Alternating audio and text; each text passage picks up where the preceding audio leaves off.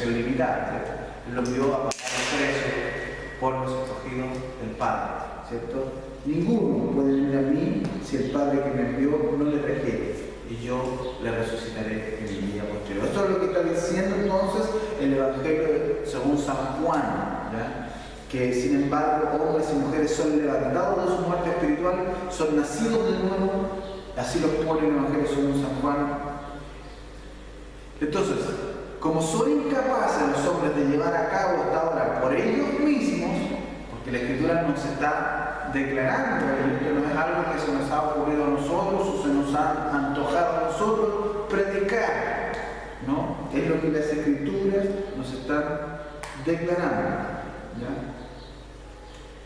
Entonces, tenemos que concluir que era Dios quien los levantó, ¿cierto? Por el otro lado, como muchos hombres y mujeres no han sido purificados, ¿cierto? Ya vemos que Dios ha levantado a algunos, y por el otro lado tenemos un grupo de personas que no han sido purificados, no han sido levantados de su condición de muerte espiritual. Tenemos que igualmente concluir que eso es porque Dios no los ha levantado, ¿cierto? Porque es el Padre quien levanta a algunos y es el Padre quien no levanta a los otros. Si el hombre es incapaz de salvarse a sí mismo, teniendo en cuenta que la caída de Adán, siendo una caída total, y si solo Dios puede salvar, ¿se entiende? Teniendo en cuenta, ¿cierto?, que el hombre es incapaz de salvarse a sí mismo, y teniendo en cuenta que la caída de Adán, siendo una caída total, no parcial, como lo planteó en el siglo IV Pelágico, como lo planteó también Arminio en forma posterior, como lo plantea el semi-pelagianismo, como lo plantea la Iglesia Católica Romana y como lo plantea la Iglesia Evangélica Pentecostal y muchas iglesias evangélicas neoliberales, que el hombre tiene una caída parcial al decir que tiene un libre albedrío para volverse voluntariamente o de su propia voluntad a Dios en el llamado que le hace el Evangelio al hombre. Eso es un error. Contrario a eso, el hombre es incapaz de salvarse a sí mismo, teniendo en cuenta que la caída de Adán es una caída total. Y si solo Dios puede salvar, y si no todos son salvos, entonces la conclusión debe ser que Dios no ha escogido salvar a todos. ¿Está claro? ¿Cierto? Entonces, esta puede parecer una filosofía ciega, pero nosotros debemos tener claro que es sacada, construida sobre y apoyada y revelada en las Escrituras de Dios. No es algo antojadizo, no es que se le ocurrió a Calvino hablar, no es que se le ocurrió a Martín Lutero hablar de la cautividad de la voluntad humana, no se le ocurrió, ellos se encontraron con esta verdad que se nos declara en las Escrituras. Es la verdad que expusieron todos los que nos precedieron, Pedro, Pablo, Juan. Es lo mismo que enseñó nuestro Señor, como lo vamos a decir más adelante, ¿ya? El tema entonces, hermanos, es uno que está tan vasto, este tema está tan vasto, tan grande como el océano mismo. Pero no podemos hacer más que citar solo algunos de los pocos versos claves y escritos que actúan como mapas y compás a través de estos poderosos mares. Estos textos nos van guiando a través de esto que es, en definitiva, incomprensible para nuestra mente finita, porque está en el beneplácito de la voluntad divina. Y las Escrituras nos dicen claramente que más altos que nuestros caminos son sus caminos y que sus pensamientos no son nuestros pensamientos.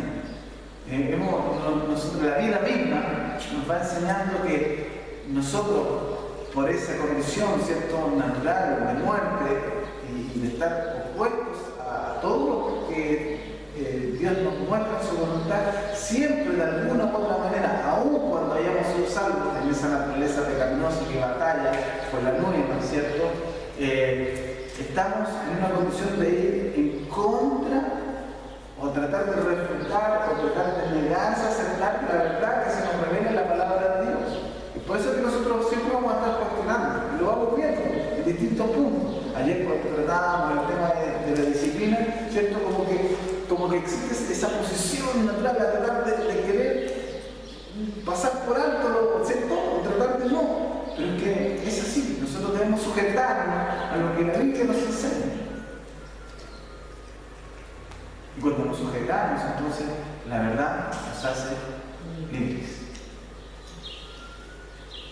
Entonces, como les decía, pareciera ser que esto es una filosofía ciega, pero está construida sobre, apoyada por y revelada en las Escrituras. El tema es uno que es vasto, es grande, no lo podemos entender, pero estos versos que vamos a estar citando nos van a servir como mapa o, ¿cierto?, compases, haciendo una alusión a lo que hacen los marinos cuando navegan, ¿cierto?, para poder guiarnos en este inmenso mar que es la voluntad divina. La historia de la Biblia, hermanos, es la historia de la elección incondicional. Usted ve la Biblia y la Biblia nos está hablando siempre de que Dios ha escogido incondicionalmente a los hombres.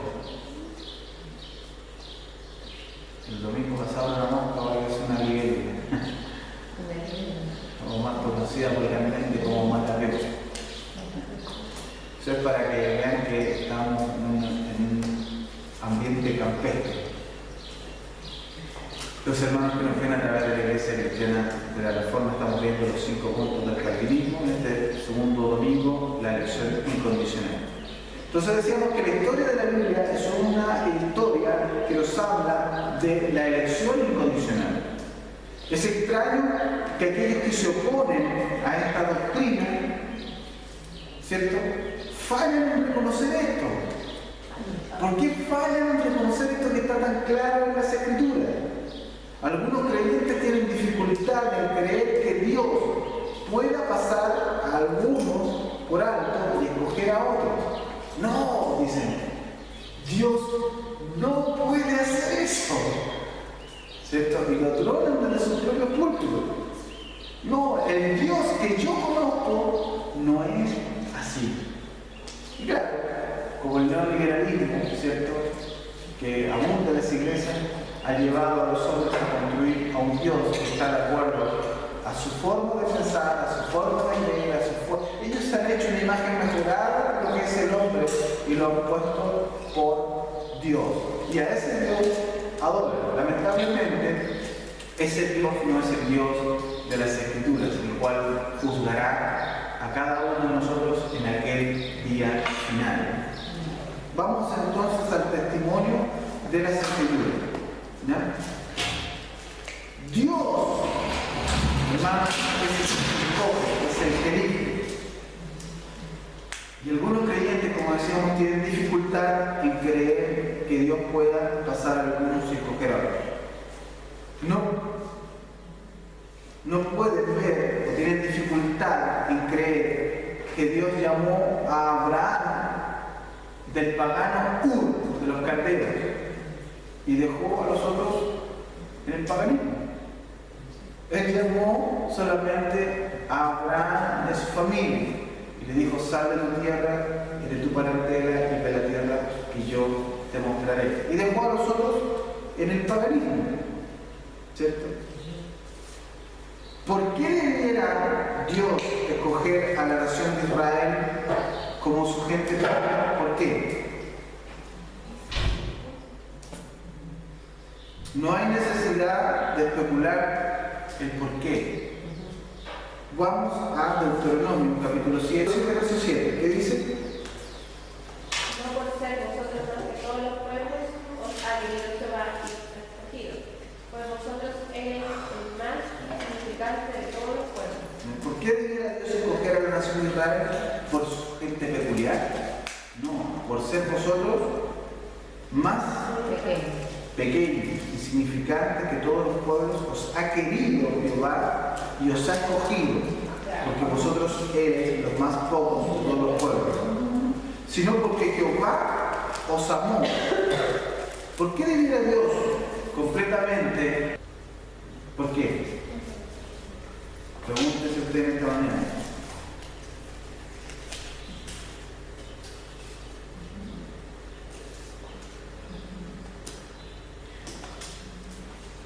¿Por qué debiera Dios completamente desatender las leyes familiares de Israel? ¿Dónde vemos esto? Escoger al hijo menor, Jacob, en lugar de Saúl, el mayor.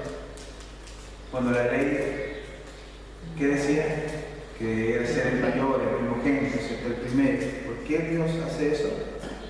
Otra vez vamos a la ley y al testimonio. Romanos capítulo 9, verso 11 al 13. Romanos 9, verso 11 al 13. Pues no habían aún nacido ni habían hecho aún ni bien ni mal para que el propósito de Dios conforme a la elección permaneciese, no por las obras, sino por el que llama. Se le dijo, el mayor servirá al menor. Como está escrito, a Jacob amé, más a Esaú aborrecí. Claro, ¿no? ¿Cuál era la doctrina? Ya tenemos dos argumentos, ¿cierto? El tema de Abraham, la elección de Jacob. ¿Cuál era la doctrina? Es una pregunta interesante. Yo lo he predicado en los sermones. Que Jesús predicó en la sinagoga. Comenzaba el primer sermón de Jesús de la sinagoga. ¿Cuál fue la doctrina que predicó en la sinagoga de Nazaret? No fue otra, sino que la doctrina de la elección incondicional. Él dijo, busca usted en Lucas capítulo 4, versos 25 y 27. Lucas 4, versos 25 y 27. En verdad os digo que muchas viudas había en Israel en los días de Elías, cuando el cielo fue cerrado por 3 años y 6 meses, y hubo una gran hambre en toda la tierra. Pero a ninguna de ellas fue enviado Elías, sino a una mujer viuda en Sarepta de Sidón. Y muchos leprosos había en Israel en el tiempo del profeta Eliseo, pero ninguno de ellos fue limpiado, sino Naamán el sirio. ¿Qué está predicando Jesús? La elección incondicional, la elección de Dios. ¿Cuál fue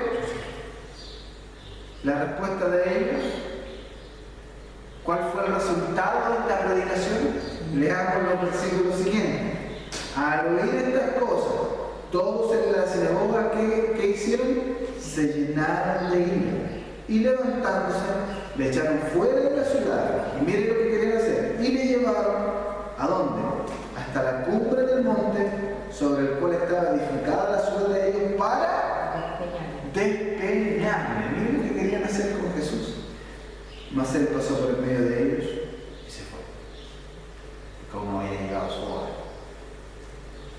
Recordemos que la hora para la muerte de Jesús también estaba puesta en la soberana voluntad de Dios.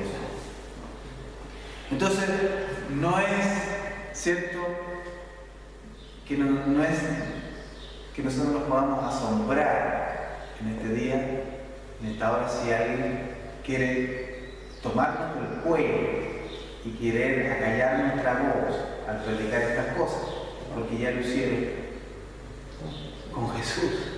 Si en el árbol verde hicieron estas cosas, ¿cuánto más en el seco? El tema está, hermanos, en que las escrituras son tan claras. Cuando nosotros dejamos, ¿cierto?, nuestro orgullo y nos vamos a ver las escrituras sin ninguna predisposición anterior, sino que vamos en humildad, reconociendo que son ellas las que dan testimonio de Él, nosotros podemos ver con claridad lo que las escrituras nos enseñan. Entonces, ¿qué hicieron? ¿Cuál fue el resultado de la predicación de Jesús? Ellos querían llevarle a la cima del monte y de allí despeñar. Falta de espacio, hermanos, prohíbe un relato completo de la selección soberana de Dios de su pueblo, pero la verdad está clara, ¿no? Juan 15, 16.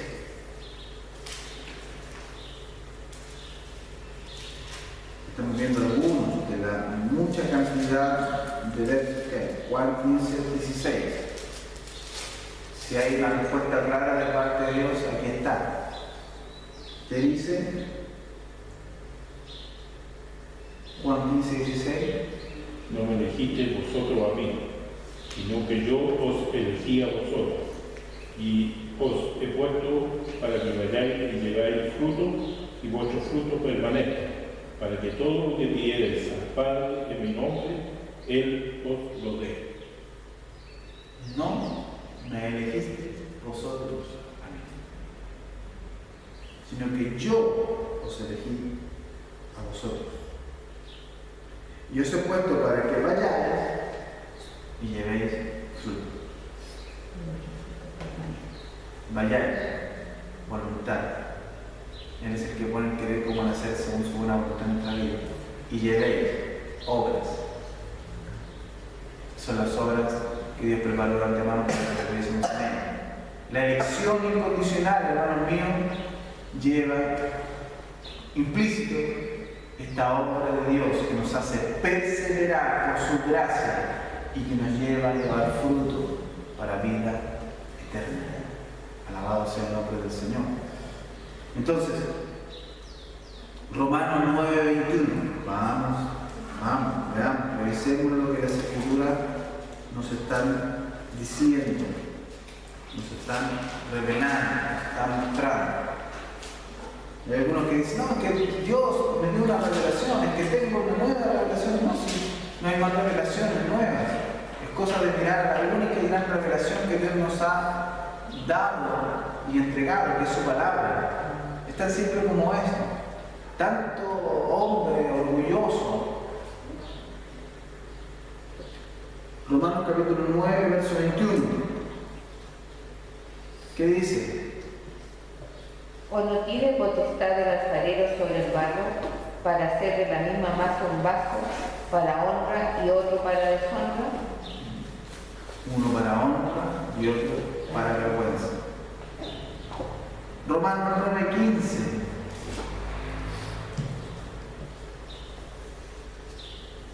Dice: Pues a Moisés dice, tendré misericordia del que yo tenga misericordia, y me compadeceré del que yo me compadezca. Si usted lee bien el texto, la lección está en Dios y no en el hombre. Porque dice, tendré misericordia del que yo tenga misericordia, ¿cierto? Y me compadeceré del que yo me compadezca. No hay nada fuera de Dios que lo haga compadecerse y tener misericordia de los hombres. Entonces, Efesios capítulo 1, del verso 4 al 5, ¿está en desacuerdo con esto? ¿Está en oposición con esto? Efesios capítulo 1, del verso 4 al 5. Según nos escogió en Él, en Cristo, antes de la fundación del mundo, para que fuésemos santos y sin mancha delante de Él, en amor, habiéndonos predestinado, ahí está la palabra presciencia, para